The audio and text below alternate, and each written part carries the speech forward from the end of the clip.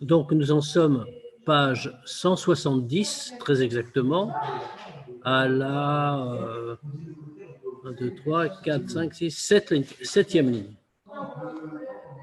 Oh là là, il y a beaucoup de bruit. Pardon.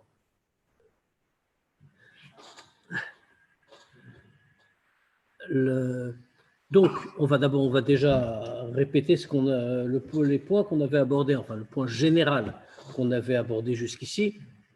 Donc, dans le Shara Yichud, bien sûr, l'idée, c'est de nous expliquer ce que c'est que Ardut Hashem, ce que c'est que l'unité de Dieu. L'unité de Dieu, on le regarde de deux manières différentes. On la regarde d'abord on la regarde d'abord sous l'angle que rien n'existe en dehors de Dieu. C'est-à-dire que le monde n'existe pas en dehors de Dieu, que tout est attaché, tout est lié, uni avec la divinité. Ça, c'est ce qui a été abondamment montré par le Admor Hazaken depuis le début du Shara Yichud Ve'emuna. On rappelle qu'on a cité le pasuk Leolam Hashem v'achanisa b'shamayim, etc. Il y a un deuxième aspect, c'est que la Hardout, l'idée d'unité, est aussi, si on peut dire, dans Akadosh Baruch Hu, chez Dieu. Ça veut dire quoi que Dieu est un? Alors on fait appuyer sur ce que nous dit le Rambam, que il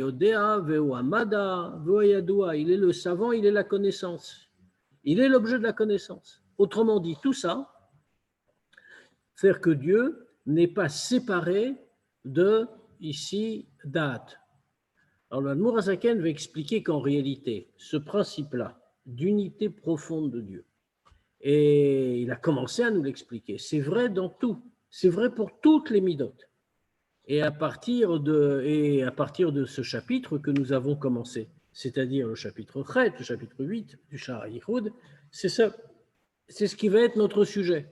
C'est-à-dire que rien n'est séparé de Dieu. Et que quand on parle des attributs de Dieu, des midotes, on ne peut pas dire que les midotes sont séparées de lui, mais au contraire, elles sont totalement unies avec lui et ne forment qu'une seule chose. Alors on va le voir en réalité. L'Admor Hazaken va longuement l'expliquer, quasiment jusqu'à la fin du Shara Yichud. Mais on va commencer par les plus importants. On va commencer d'abord par l'attribut primordial. Celui qui est en premier, c'est l'attribut de Chochma. Et pour nous faire comprendre l'importance de ce point, l'importance de l'idée qu'il y a ici, alors on va d'abord, le Admor Hazaken va d'abord commencer par nous expliquer l'importance de Chochma en soi. Qu'est-ce que c'est que Chochma? Et pourquoi l'idée de Chochma, pourquoi le degré de Chochma est un degré différent des autres. Et ensuite, une fois qu'on aura vu la grandeur de Chochma, alors à ce moment-là, le Admor Hazaken, dans le chapitre suivant, va nous expliquer que ça veut dire quand on dit que Chochma est attaché avec Akadosh Baruch Hu, est uni, plus qu'attaché. Le mot attaché est mauvais, bien sûr, parce qu'à la limite, notre Chochma est aussi attachée avec nous, elle n'est pas extérieure réellement, mais elle n'est pas unie, on peut la distinguer. Pour Dieu, il n'en est rien. Mais d'abord, on va comprendre qu'est-ce que c'est que l'importance de Chochma. C'est pour ça qu'on s'était arrêté à cet endroit-là, très précisément la fois dernière, où on avait commencé à dire de toutes les façons, qu'est-ce que ça signifie? Que c'est une chose, il ne faut pas se le cacher, le Admor Hazaken nous l'a expliqué, c'est une chose qui est vraiment très difficile à comprendre. Pourquoi est-ce que c'est très difficile à comprendre? Parce que ce n'est pas du tout à notre degré, ce n'est pas du tout à notre niveau. Nous, qu'est-ce que nous avons? Bien, nous regardons avec notre propre expérience. C'est-à-dire que quand on réfléchit à Kadosh Baruch Hu, quand on réfléchit à Dieu, on part de nous en réalité. Parce que, comme on le disait la fois dernière, c'est notre seul point de référence clair. Par exemple, on dit que Dieu est très haut. Alors, quand on dit que Dieu est très haut, ça signifie quoi? Ça ne signifie rien. En réalité, le mot ne signifie rien. Donc, pour essayer de donner un peu de consistance au mot, qu'est-ce qu'on dit? On dit, on comprend ce que c'est quand on dit qu'un homme est très haut. Donc, on va déduire de là que Dieu est beaucoup plus haut qu'un homme. Mais ça n'a rien à voir. En réalité, comme on l'a dit, Dieu est appelé Kadosh. Qu'est-ce que ça veut dire Kadosh? Kadosh, comme on a expliqué aussi, l'idée de Kadosh, de saint, veut dire mouvdal, séparé. C'est-à-dire qu'il y a constamment, que quand, comme on le voit, pourquoi est-ce que c'est lié?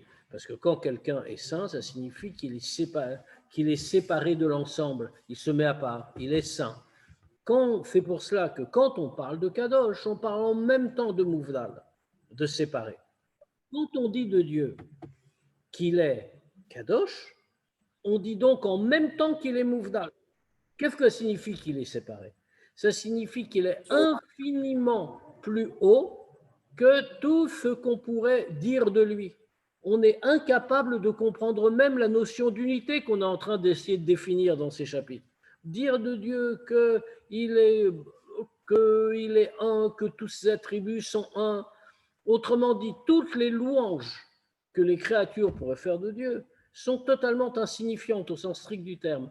Elles ne signifient rien parce que nous sommes incapables de nous les présenter. Justement, j'ai une question là-dessus. Est-ce que je peux me permettre? Oui.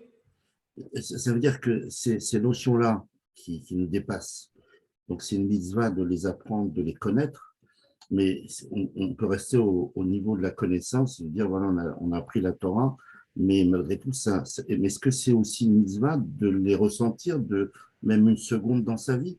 Et est-ce qu'on doit s'efforcer même si on ne comprendra jamais? Je ne sais pas si tu comprends ce que je veux dire. Tu parles de deux choses différentes. Tu parles de comprendre et tu parles de ressentir. Ça n'est pas pareil. Le ressentir, on doit. C'est ce que je dis. C'est ressentir, c'est autre chose. Oui, alors ressentir, on peut. Pourquoi on peut? Parce que quand on va, avec tout ce qu'on étudie dans le Tanya notamment, on va comprendre la grandeur de Dieu. Alors dans ce cas-là, en s'approfondissant dans ces idées, on va la ressentir dans notre cœur. Et ça, normalement, ça doit changer notre manière de nous comporter, notre manière de voir et de vivre. Maintenant, le problème, c'est la compréhension. Et la compréhension est exacte et précise. Pourquoi? Parce qu'on est en train de dire que les midotes de Dieu, c'est le point qu'on est en train de définir. Tous les attributs de Dieu sont un avec lui. Ouamada ouayodea, veuadea atzma, dit le Rambam, mais dit le Tanya. Autrement dit, tous ces attributs sont un, avec son essence. Comment peut-on dire ça? Quand nous parlons de nous-mêmes, prenons le même point. Ici, on va parler de Chorma tout de suite. Mais quand on prend le même point, par exemple, on parle de... Qu'est-ce que c'est Dehadat? La connaissance. Quand je parle de la connaissance d'un homme, je parle de ma propre connaissance, ce qui est mon point de référence, on va dire. Ma propre connaissance, qu'est-ce que c'est? Ben, ce n'est pas totalement moi, ce n'est pas uni à moi. Pourquoi ce n'est pas uni à moi? Eh bien, tout simplement, je le vois très bien dans la vie quotidienne. La preuve, même dans mon vocabulaire, je le dis, même en français, je dis j'ai acquis une connaissance. C'est-à-dire que la connaissance n'était pas moi, elle n'était pas à moi, elle ne m'appartenait pas, elle ne faisait pas partie de moi et de mon essence. Qu'est-ce que j'ai fait? Je me suis contenté de l'acquérir. J'ai rajouté quelque chose, ce qui veut bien dire que ce n'était pas à moi a priori. Donc, dans ce cas-là, qu'est-ce que ça signifie? Ça signifie... Raphaël, tous les attributs de Dieu, parce que Dieu l'a créé dans son image, ils sont aussi à l'intérieur de nous. Enfin, oui, c'est ce qu'on va montrer. La suite du Shara Yichud, c'est pour nous montrer justement que tous ces attributs sont un avec lui. Autrement dit, quand on parle de l'unité de Dieu, et n'oublions pas que parmi les 613 mitzvot, il y a une mitzvah qui est non seulement de croire en l'existence de Dieu, mais de croire en son unité. Autrement dit, pour croire en son unité, il faut comprendre de quoi on parle. C'est quoi l'unité de Dieu? Ça veut dire, on a déjà expliqué au début du Shara Yichud, on a déjà expliqué que Dieu est uni avec son monde. Autrement dit, le monde n'est pas séparé de lui, il n'y a pas une autre entité. On l'a longuement expliqué. Le monde procède de lui. Ça, c'est une chose. Maintenant, on passe à un autre degré. L'autre degré, c'est comment lui est uni. Si on va dire que ses attributs sont distincts de lui, pour une raison ou pour une autre, je dis n'importe quoi, on va dire que ses attributs sont distincts de lui. Autrement dit, il y a l'essence de Dieu. Maintenant, il y a aussi la bonté chez Dieu, et il y a aussi la sagesse, et il y a aussi la sévérité, enfin, etc., etc. Dans ce cas-là, on va dire que l'unité n'est pas totale et absolue, puisque je suis capable de décomposer, de dire lui est comme ça, puis il est comme ça, et puis il est comme ça. Comme chez un homme, par exemple. Si je dis que tel homme est un homme dur et sévère, bien, je constate une chose, c'est que si cet homme réfléchit et décide de faire tchouva, par exemple, c'est-à-dire il se dit c'est pas bien d'être dur, sévère, méchant, à partir de maintenant, je vais être bon, conciliant et gentil. Alors bien sûr, c'est difficile. Évidemment, il doit changer son caractère, sa manière de vivre, etc. D'accord. Mais rien ne l'empêche de le faire. Ça dépend que de sa volonté. Bon, s'il n'investit pas l'effort et la volonté qu'il faut, il n'y arrivera pas, bien sûr. Mais il peut changer. Le fait qu'il puisse changer, qu'est-ce que ça veut dire?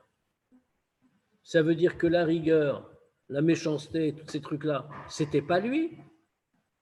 Si c'était son essence, il n'aurait pas pu en changer. Imaginons quelque chose. Un homme qui dise, à partir de maintenant, je ne veux plus être un être humain. Je veux être un cheval. Est-ce que ça veut dire quelque chose? Ben non, c'est ridicule, c'est absurde. Pourquoi? Parce qu'un être humain, c'est un être humain. Il ne peut pas décider un beau jour de devenir un cheval ou un autre animal. Ça veut dire quoi? Que ce qui est lui, son essence, ne peut pas y toucher. Ce qui est superficiel, ou plus superficiel, par rapport à son essence, ça, il peut le transformer. Donc, dire, par exemple, s'il est méchant, à partir de maintenant, je vais être gentil, ça, il peut le transformer. Dire, j'en ai assez d'être un être humain, à partir de maintenant, je vais être un cheval, ça, il ne peut pas, parce que son essence, c'est d'être un être humain. Si on peut dire, pour Dieu, c'est comme ça pour tout. Tout est son essence. Et c'est pour ça que Dieu ne change pas. Ani avaye loshaniti. Moi, Dieu, je n'ai pas changé. Autrement dit, il est éternel, il ne change pas parce qu'il est un, justement. Et cette notion de Dieu éternel et immuable est aussi liée au fait qu'il soit un. Maintenant, comme on l'a dit, le comprendre vraiment, c'est très difficile pour nous. Pourquoi est-ce que c'est très difficile? Parce que nous n'avons aucune expérience dans le vécu, dans ce que nous sommes. Nous n'avons aucune expérience de ce type d'unité.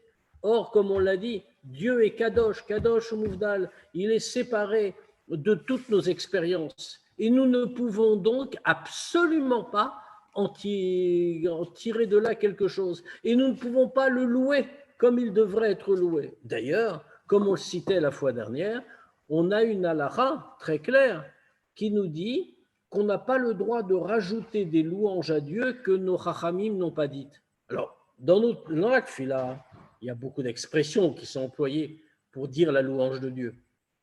Mais imaginons, quelqu'un voudrait faire mieux. Il se dit, je n'ai pas encore dit toute la grandeur de Dieu, je vais dire davantage. Et donc, je vais rajouter des mots. On dit déjà que Dieu est Chacham, que Dieu est Chassid, Rachum Vechanoun, etc. Tous ces mots, il est bon, miséricordieux, sage, puissant, enfin, etc. Maintenant, imaginons que l'homme veuille rajouter quelque chose, n'importe quel homme. Il n'a pas le droit, non pas parce qu'il modifie le texte de la tfila. Il y a certains endroits de la tfila que, du point de vue de la halacha, en vérité, on pourrait modifier. Mais il n'a pas le droit de rajouter des louanges. Pourquoi? Parce que nous disent nos rachamim, si l'homme rajoute des louanges, il va finir par croire qu'il est capable de décrire Dieu par ses louanges. Or, personne n'est capable de le décrire.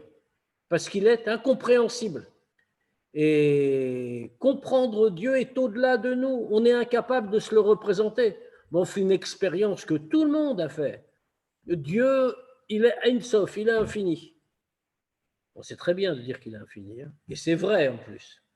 Maintenant, quand on dit que Dieu est infini, essayons d'imaginer l'infini. On ferme les yeux et on essaye de se représenter l'infini. S'il y en a un qui arrive, je lui fais remettre la Légion d'honneur. Le fait totalement impossible, même si on est très intelligent, même si on a beaucoup d'imagination, on ne peut pas y arriver. Pourquoi est-ce qu'on ne peut pas y arriver? Parce que nous ne connaissons pas l'infini. Nous ne l'avons pas vécu. Nous comprenons son existence théorique. Et comment on comprend l'existence théorique? On le comprend de manière totalement infirme. Le mot même infini le montre.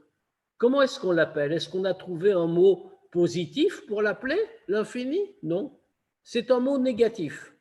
Il est infini, c'est-à-dire qu'il n'est pas fini. Comme en hébreu, d'ailleurs, même en Lachon HaKodesh, comment on appelle Dieu? Ein Sof. Il n'y a pas de fin. On ne l'a pas défini par un mot en soi. Autrement dit, notre manière de comprendre l'infini, c'est de l'approcher par la connaissance négative. On ne sait pas ce qu'il est, on ne sait pas ce que c'est, en vérité, on ne sait pas ce que c'est que l'infini, mais on sait dire ce qu'il n'est pas. L'infini, c'est quelque chose qui n'est pas fini. Fini, je sais. Je peux me le représenter, c'est ma vie de tous les jours. Donc ça, je sais. C'est ce qui a des limites. Je veux décrire quelque chose d'infini, c'est ce qui n'est pas comme ça. Ah, qu'est-ce que c'est? Qu'est-ce qu'on va répondre? C'est pas qu'il n'y a pas de limite. Autrement dit, connaissance négative. Ce qu'on appelle en hébreu Yediat HaShela. Cette connaissance négative n'est pas une absence de connaissance, c'est une manière de connaître. Mais il est bien clair que cette manière est imparfaite et qu'on n'a pas connu la chose exactement comme elle est. Pour Dieu, tout est comme ça. On n'a aucun point de référence, aucune base qui nous permette de comprendre. Cette idée d'unité absolue est totalement au-delà de nos capacités de compréhension. Et donc, on va en faire l'expérience. Et l'Admour HaZaken va nous l'expliquer longuement. Parce que malgré tout, on peut le comprendre. Et on a besoin de le comprendre pour pouvoir accomplir d'abord la mitzvah de Ardut Hashem, de reconnaître l'unité de Dieu, savoir jusqu'où elle va. Alors ça n'a l'air de rien, ce que je suis en train de dire. Reconnaître l'unité de Dieu, tout le monde sait que les Juifs croient que Dieu est un.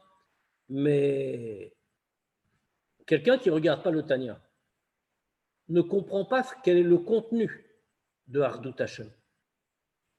Il ne comprend pas que Ardut Hashem, que l'unité de Dieu, ça signifie que Dieu est un avec son monde, que le monde n'est pas séparé de lui. Il ne sait pas que quand on parle des attributs de Dieu, on ne parle pas de choses superficielles par rapport à Dieu, mais on parle de Dieu lui-même et de son essence.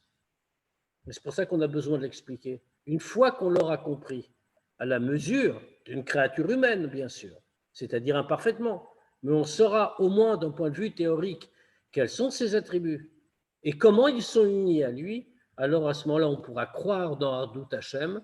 Et quand on croit vraiment dans Ardut Hashem, mais vraiment, ça demande une fatigue, hein, c'est pas automatique, c'est pas on a compris donc ça va. Quand on va se fatiguer et qu'on va prendre conscience de Ardut Hashem, ça va faire naître dans notre cœur l'amour et la crainte de Dieu. On a raconté, je crois, l'histoire que une fois le Admour HaZaken, un de ses enfants, je crois, a demandé comment il priait à Yom Kippour. Et il a répondu comme ça: je prie jusqu'à ce que le shtander, le hamoud, le pupitre de la tfila, ressente Veyeda kol paoul qui a tapé alto. Jusqu'à ce que le pupitre il ressente ce qui est écrit dans cette phrase de la tfila de Yom Kippour et de Rosh Hashanah, et toute chose créée sera que c'est toi qui l'as créée. Autrement dit, que la matière ressente qu'elle n'est jamais que l'expression de la parole de Dieu. Donc, pour arriver à ce degré-là, il faut un peu de fatigue. Fatigue spirituelle, mais donc fatigue matérielle aussi. Parce que l'un va avec l'autre en réalité. Quelque chose qui prend tout l'esprit et toute l'âme, ça fatigue aussi physiquement. Donc pour commencer, ça va Gégé, il y a une autre question ou j'avance? Bon, je vois que je l'ai satisfait. Alors, Tu peux avancer. Donc, on va reprendre à la 7e ligne et on va expliquer le degré d'abord, la grandeur du degré de Chokhmah. Le Admour HaZaken nous fait ici, c'est la deuxième moitié en vérité du chapitre Chet, qu'on va finir ce soir, j'espère, qui va nous expliquer comment, d'abord, quel est ce degré. C'est le principal, le plus grand, tout vient de lui, c'est ce qu'il veut nous dire.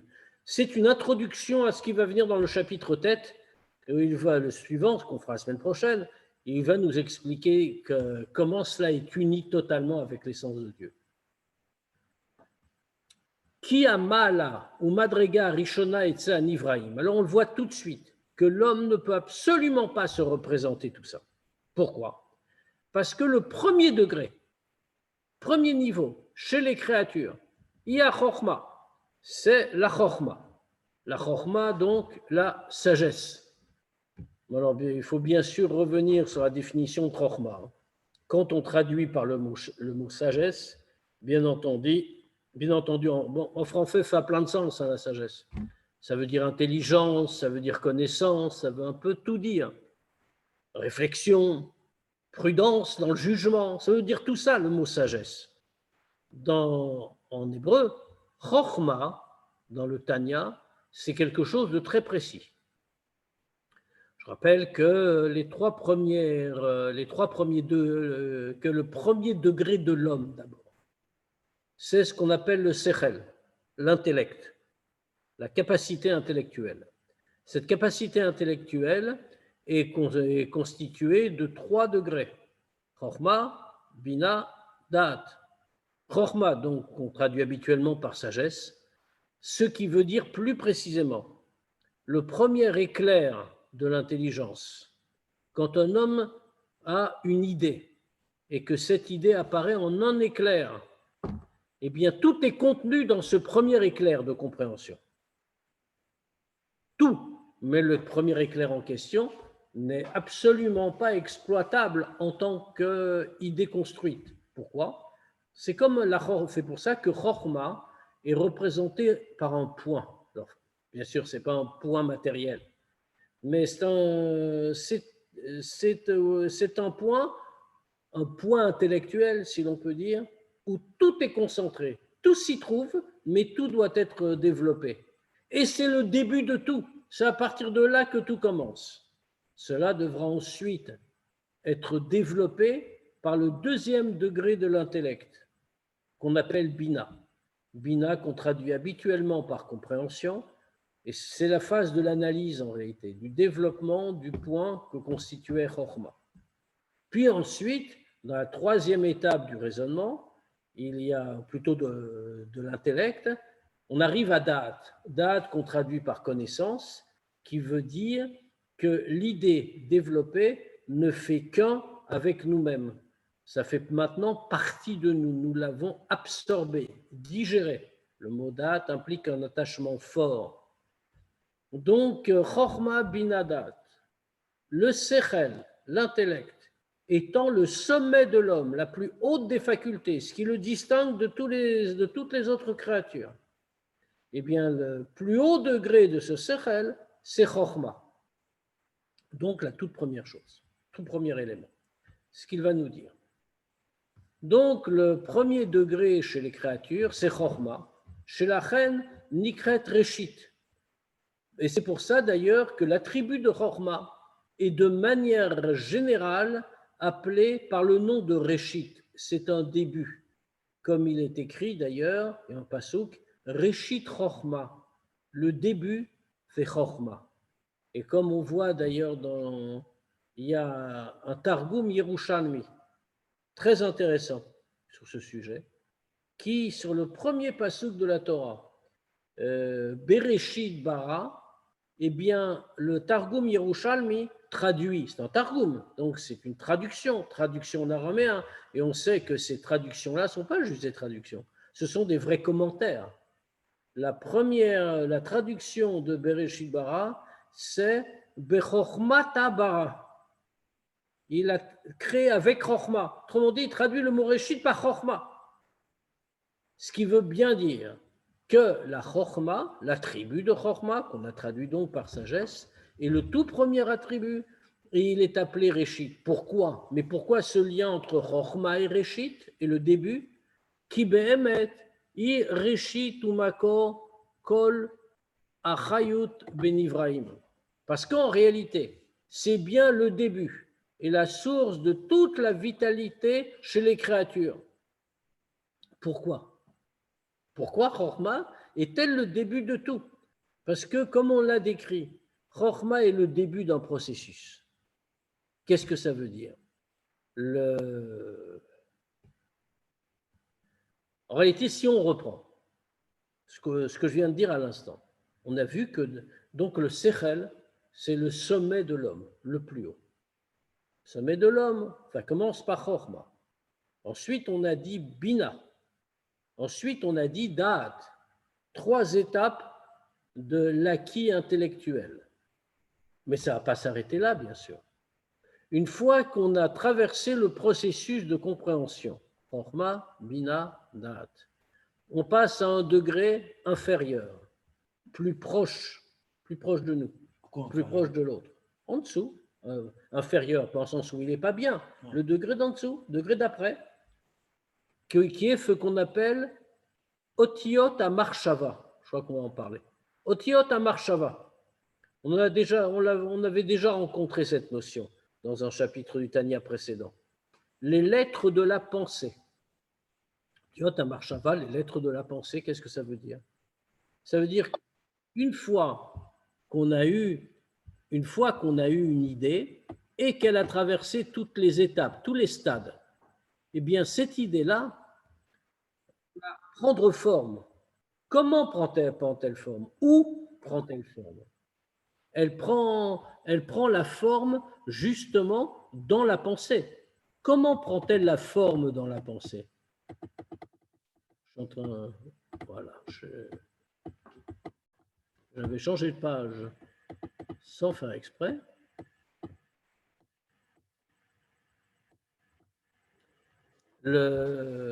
Comment prend-elle la forme dans la pensée? Eh bien, le Tanya nous avait déjà expliqué comment ça fonctionne. Nous voyons bien que nous pensons avec des mots, avec des lettres. Nous ne pensons pas par image. On aurait pu imaginer qu'on pense par image. Il y a des flashs qui nous passent dans la tête, par exemple. Ce n'est pas le cas. Nous mettons des mots sur nos pensées. C'est-à-dire qu'il y a des mots et des lettres qui n'existent que dans notre pensée.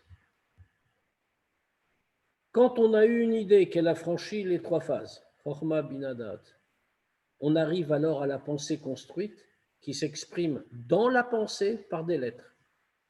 Mais cela encore, elle n'est pas encore dans le monde, cette pensée. Elle est juste en nous. Pour que cette pensée se concrétise, il faut passer à un nouveau stade dans le développement de la pensée chez l'homme. Il faut qu'on la dise à l'autre. Pour que la pensée existe, elle doit apparaître à l'extérieur. Donc, on va passer des lettres de la pensée aux lettres de la parole. Lettres de la parole pour la même raison que lettres de la pensée. On n'écrit pas ce qu'on dit. Il n'y a pas de lettres. Mais on parle avec des mots. On dit des lettres. Autrement dit, des lettres. Il y a une image avec les lettres. Excuse-moi, je n'ai pas entendu. Avec les lettres, il y a une image. Si je pense au rouge, et je vois du rouge dans mon esprit, il y a les lettres, mais il y a l'image qui apparaît. Tu vas pas regarde toi-même, fais l'expérience. Ce n'est pas l'image que tu vois. Quand tu dis le rouge, bon, bien sûr, tu peux te forcer à te représenter le rouge. Mais dans la réalité, quand tu parles à quelqu'un ou quand tu penses, dis tiens, j'aimerais bien voir cette pièce peinte en rouge. Tu n'as pas vu le rouge sur les murs de la pièce. Tu as dit le mot rouge et tu sais à quoi ça correspond. Mais tu l'imagines. Parce que tu fais effort pour l'imaginer, pour te rendre compte de ce que ça donnerait. Mais a priori, ça n'est pas une image. A priori, la pensée construite a besoin de lettres pour se structurer, qui vont donner, à un degré plus bas encore, plus proche du monde, les lettres de la parole. De la même manière, quand je dis le rouge, je ne crée pas du rouge. Je ne fais que dire le mot. La parole crée quelque chose, mais de manière un peu subliminale. Mais quand je rêve, par exemple, je vois bien des images, des films. Quand tu rêves, tu ne parles pas, tu ne penses pas. Tu n'as pas de pensée consciente. C'est toute la caractéristique du rêve, ça. Tu n'as aucune pensée consciente et aucune pensée contrôlable. Mais c'est inconscient, d'accord. Ici, on parle d'un processus. On parle d'un processus intellectuel. Chokhma binadat, tout ce qu'on n'a pas dans le sommeil. Dans le sommeil, on n'a que... Alors, pour des grandes tzadikim comme nous, dans le sommeil, on reçoit des messages de Dieu, certainement. Des réponses aux questions qu'on a eues dans la Torah dans la journée. Ce qui est marqué, puisqu'on s'est consacré toute la journée à la Torah, on s'est investi totalement et qu'on est resté avec des questions dans la nuit, on nous révèle d'en haut les réponses. Maintenant, pour des gens qui ne sont pas de grandes tzadikim comme nous, la nuit n'est rien.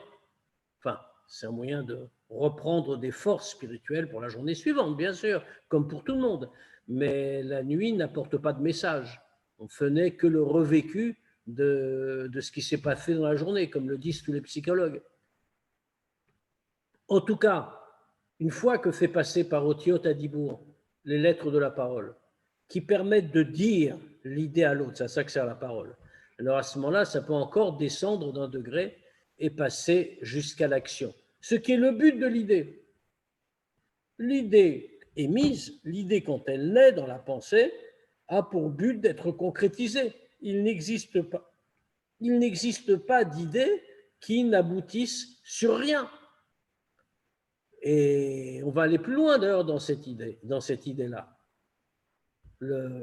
En tout cas, nous verrons donc bien, dans ce qu'on vient de dire, que depuis le point de départ, depuis Chokhmah, il y a eu tout un enchaînement de choses, Chokhmah, Bina, Da'at, Otiot Amarshava, Otiot Adibur, Maaseh, action. On a vu tout cet enchaînement-là, dont tout le début est uniquement Chokhmah. Et c'est ce qu'il nous dit ici. Ki mea Chokhmah nimshechot Bina Vadat. Parce que de la Chokhmah vient Bina et Dat.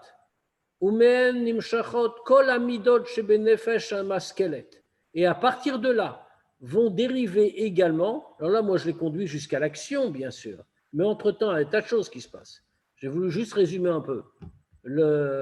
Et à partir de Chokhmah Binadat, qui sont un vrai acquis d'une idée, alors à ce moment-là viennent toutes les midot du Nefesh Hamaskelet, de l'âme intelligente, si on peut dire.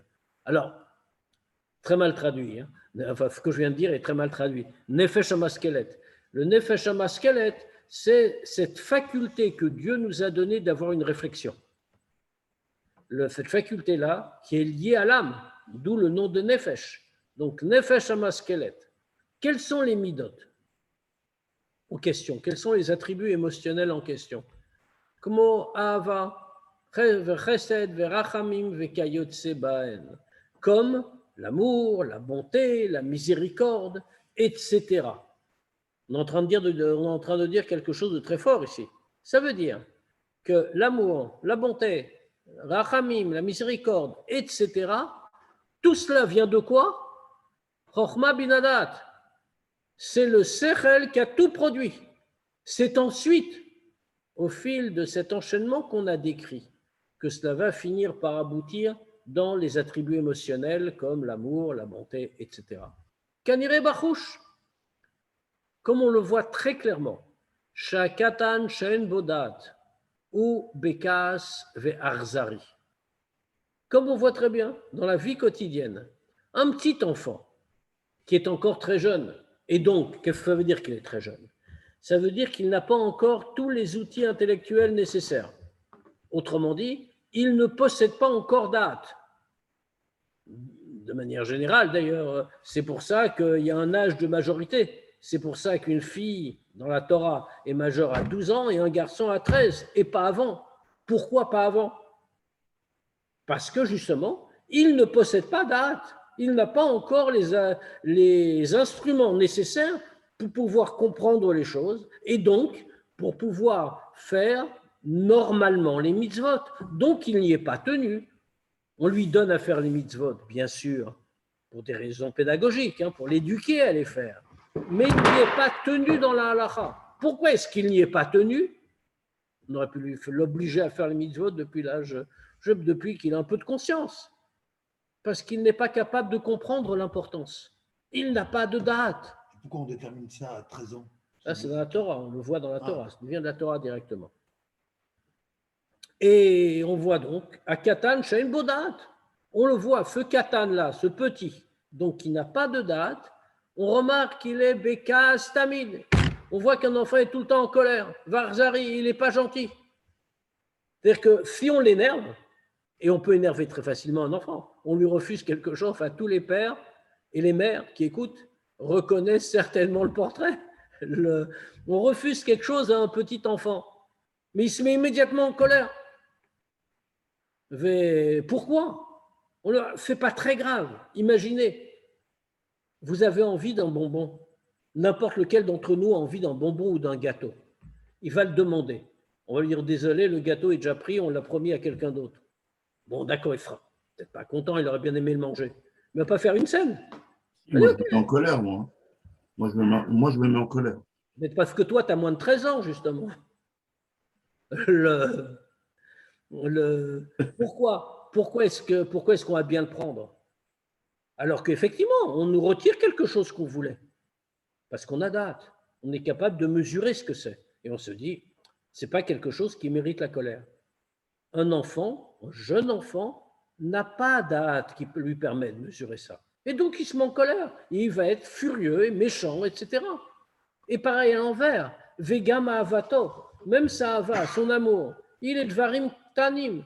Il va aimer démesurément des choses qui sont toutes petites, shein, raoui la avam, qu'ils ne sont pas dignes d'être aimés.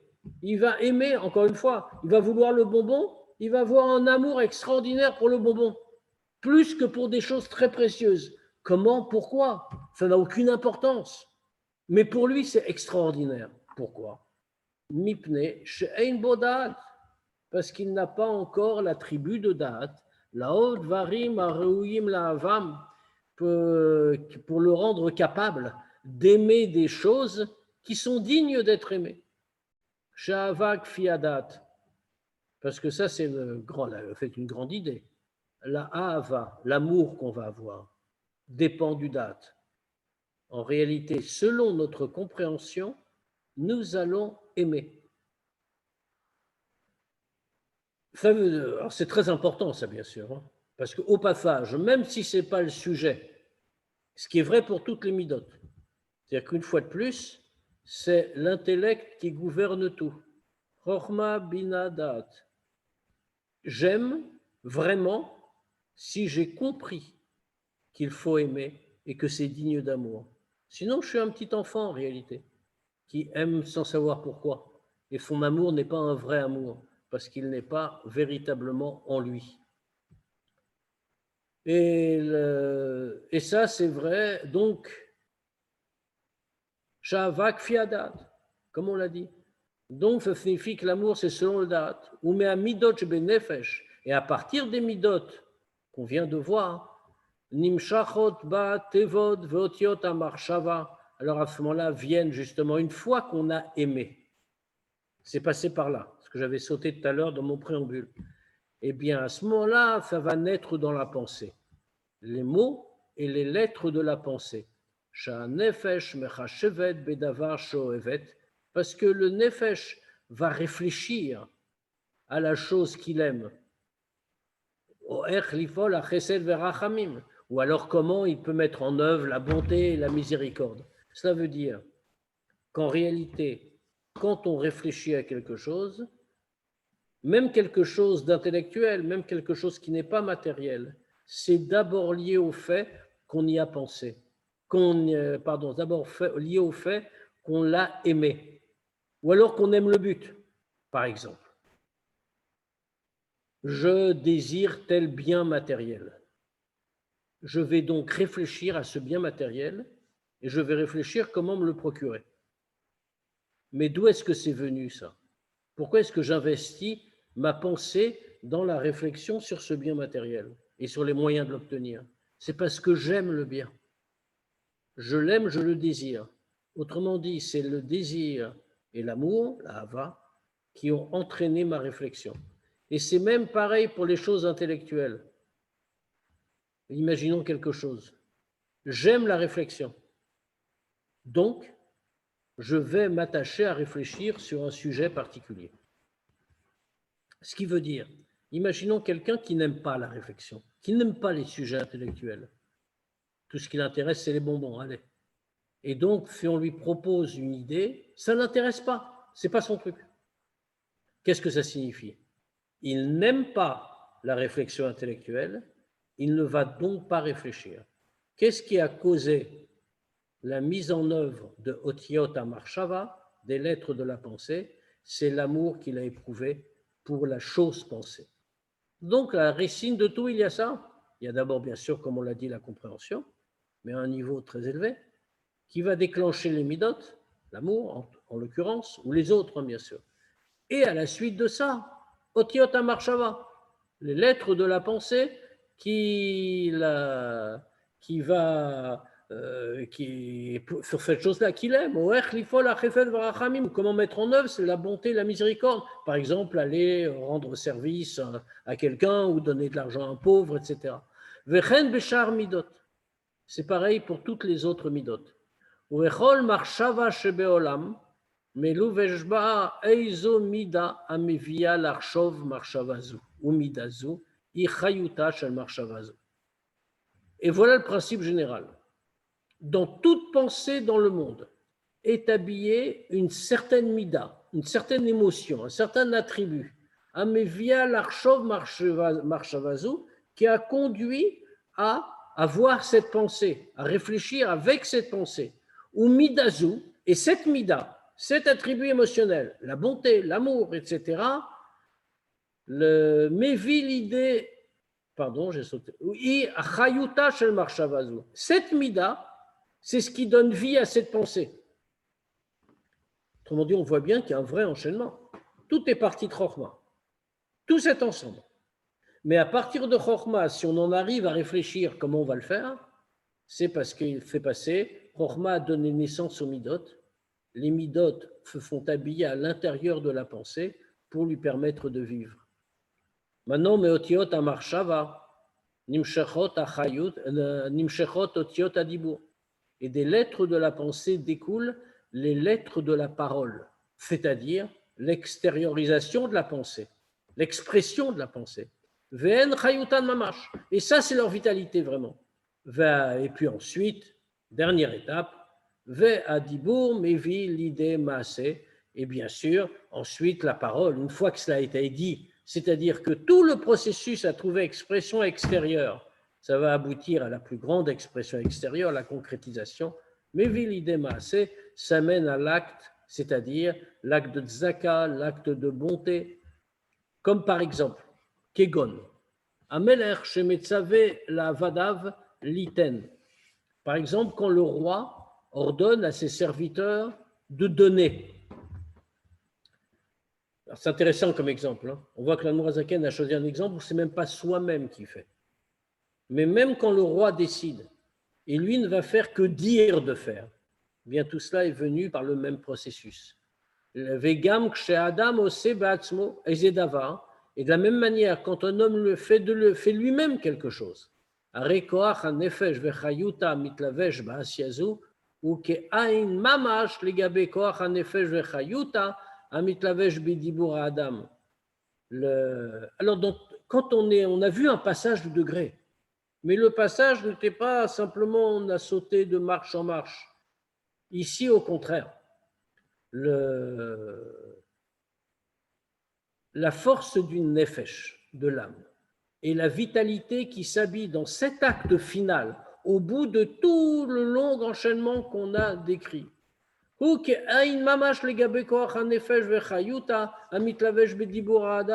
est sans commune mesure. avec la force de l'âme, la force du nefesh et sa vitalité qui s'est d'abord habillée dans la parole de l'homme. Ou berer ou machal, agouf le neshama. Et si on veut montrer l'espacement qu'il y a entre les deux, l'écart qu'il y a entre les deux, on peut dire que c'est la même distance qu'entre le corps et l'âme. Ça n'a rien à voir. Et c'est le même écart qu'il y a entre ce qu'on a appelé les lettres de la parole, les otiot adibur, et les otiot amarshava, les lettres de la marshava, de la pensée. Vechen, erech otiot amarshava, les maout amida, amelouve shedba, et la même chose.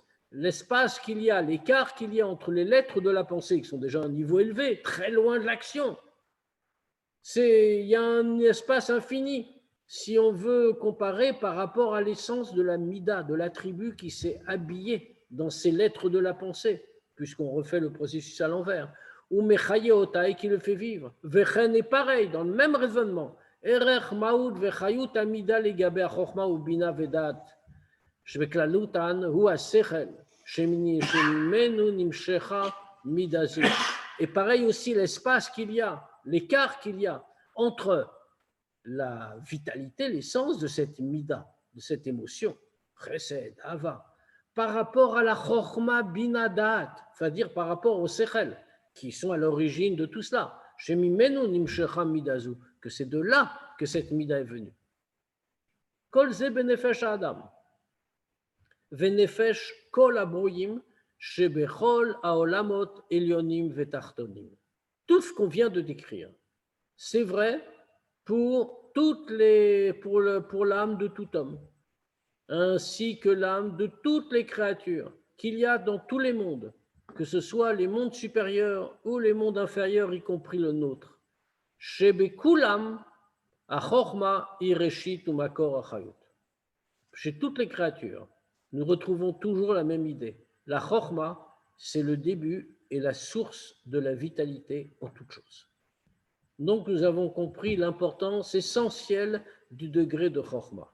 Mais tout ça, c'est chez l'homme et chez la créature. Et nous avons vu comment petit à petit elle descend. Et on l'a traité un petit peu comme quelque chose, comme on l'a dit, ce n'est pas notre essence vraiment.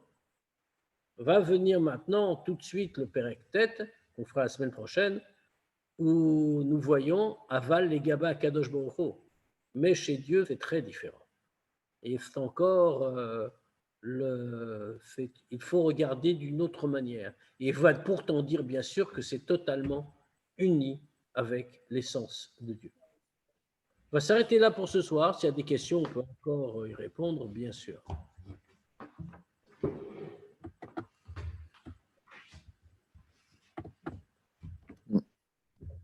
S'il y a des questions? Les micros sont... Non.